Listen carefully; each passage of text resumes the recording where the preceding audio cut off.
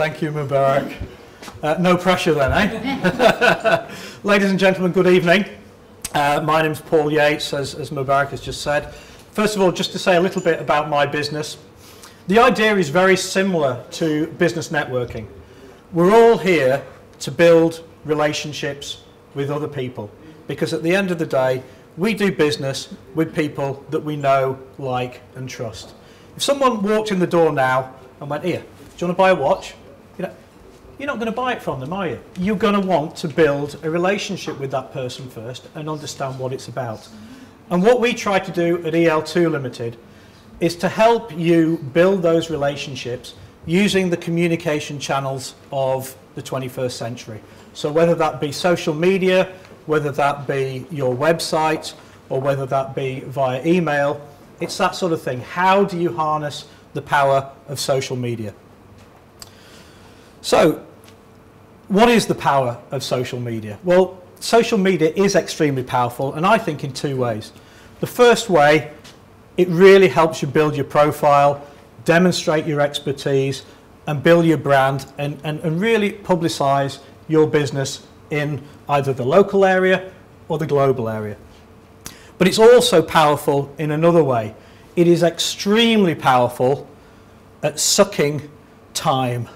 And if you're not careful, you can spend so much time on social media that you haven't got time to do the day job. And maybe that resonates with a few people. You've heard that being said before. So why do we do social media? Well, two reasons why we do social media. One is, as I've said, the networking aspect to it, how you build relationships with other people. But there is also another more techie aspect to it, and that is how social media interacts with your overall web marketing campaign. For example, if you go back maybe 10, 15 years when the internet first arrived on the scene and we all became a little bit more savvy about the internet, we maybe do a search on Google with a keyword phrase, and we get a series of results. And you probably find in those days that maybe, the first 2 or 3 were actually relevant, and then after that it was probably rubbish. Now, as we've gone forward 10, 15 years, we're now finding that search engine results are a lot more reliable. So if you did that same search today, then you would probably find that even on the front page of Google, everything may well be of interest to you. And that's because Google is all the time trying to improve how it delivers its search engine results and make sure that it is relevant information. And social media comes into this because, I don't know, has anyone heard the term semantic search? It's something which Google is now looking at to try and bring in to the search engine results. So in other words, what it's saying is, okay, I can read the page, I can see how someone's described the picture, but what I really want to know is, what do people think of it? And it's what people are saying about a web page that adds that extra context and therefore delivers that page higher up the search engine rankings. So what we're doing with social media is helping build that whole web profile. I hope that makes sense. What I'm going to do now is just give you a few examples of how I've seen social media used, whether that be Facebook, LinkedIn, Twitter, whatever.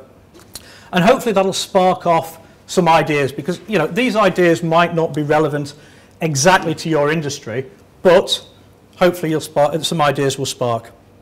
For example, a great example on YouTube.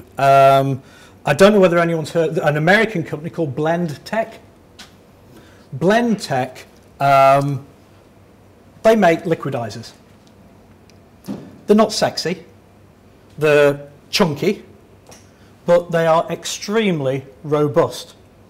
Blend Tech was a business that was failing because people didn't want the product. It didn't look nice. But they knew that it was actually the best on the market. So they went about producing a video to show that it was the best on the market, to help them promote the product. How did they do that? Well, they thought about what could they blend that would really demonstrate it. They blended an iPhone. the video went viral. Blendtec went in 2 months from being a company that was failing to one where everybody wanted the product. Now, that might not happen for everybody, but it just gives you an idea of how you can use YouTube as a platform to explain about your business and offer expertise. I mean, we use Facebook a lot. To give you some ideas how we can use Facebook, particularly in my industry, which is travel and tourism. We can write applications. We can run a promotion that is for, let's say, a health spa, a weekend in a health spa, for 4 people. That promotion is a free prize. So the promotion goes out there and it is win a weekend in a health spa, invite 3 other friends, and you can enter the competition. Immediately that person enters the competition and brings those 3 friends in with them. We get that information. We get their email addresses. And we send them through Facebook a message that says, did you know your friend Karen has entered you in a weekend at a health spa draw? Why don't you double your chances of winning? Invite 3 more friends. And so it starts to multiply. That's just one example. Again, another way of communicating on Facebook is to get people to like your business page. When they like your business page, that allows you to make free communications with them and engage with them. So how can you get people to like the business page? Well, offer them a discount. You know, click on the like button and we'll give you a 10% discount coupon. Simple stuff like that can really bring together a community of people who are genuinely interested in the products or services that you offer. Maybe let's talk about Twitter a bit.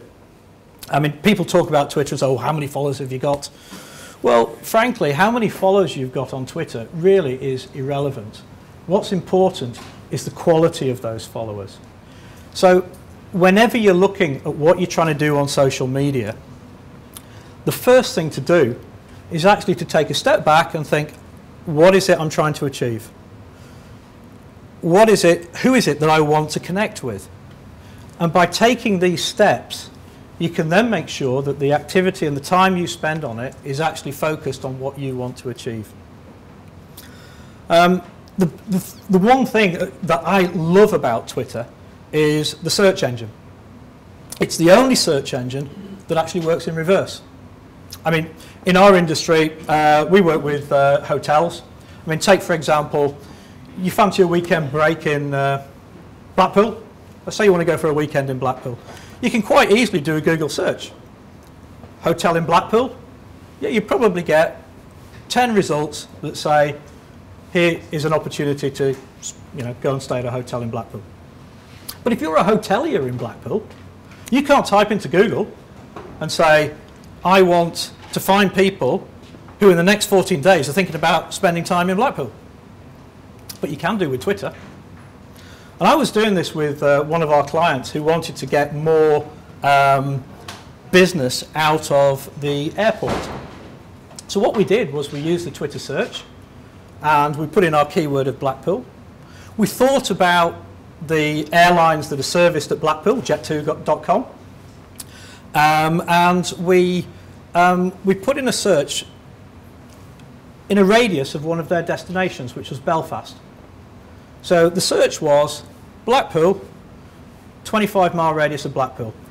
We capture anybody who is communicating about Blackpool in that 25-mile radius. And sure enough, the results that came up were people who were either travelling to the airport to get on their flight to Blackpool, or they were thinking about a holiday in Blackpool. Okay, there were a few dross results in there, but the vast majority of them were relevant. Come back to business networking and the buying a watch strategy. That doesn't work. So once we've found all these people on Twitter, the last thing we're going to do is say, here, do you want a hotel room?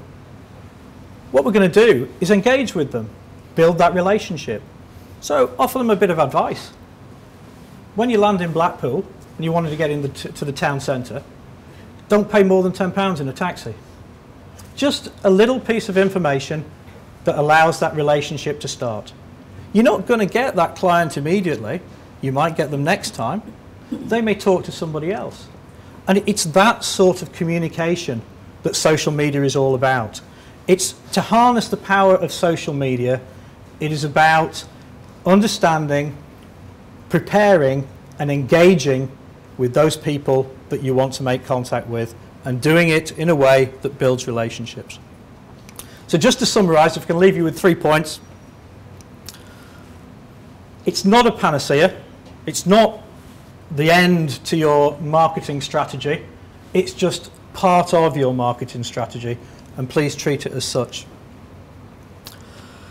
Also, prepare. Think about what it is that you want to achieve, and if you target what you want to achieve, then you will achieve it with social media. And the last thing is, it's not an ego trip. So number of followers, number of friends, it's not important. It comes back to the targeting. Make sure that the people you're connecting with are people who are genuinely interested in your business.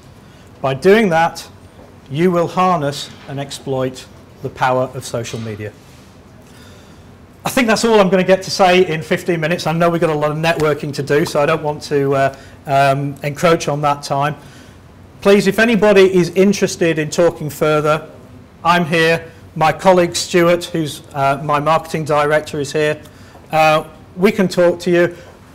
We're also looking to set up some workshops, if anybody's interested in doing that, which I know Mubarak is very happy to organise for us. So if you'd like to know more, here we are. Thank you very much.